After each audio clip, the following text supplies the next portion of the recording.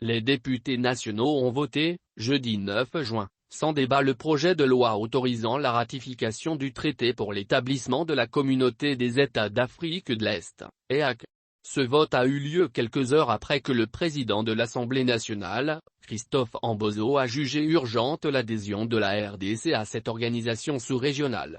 Le Congo est le seul pays qui a 9 voisins, au monde. Et, nous sommes libres pour la défense de notre pays dans toutes les organisations.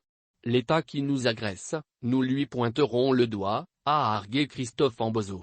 Il a ainsi répondu aux députés qui voulaient bloquer l'adhésion de la RDC à l'EAC, à cause de l'agression rwandaise.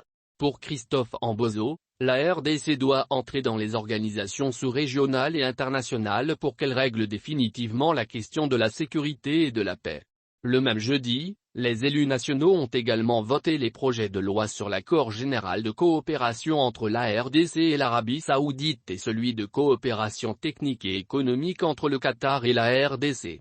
Ces 3 projets ont été défendus par le vice-premier ministre et ministre des Affaires étrangères, Christophe Lutindula.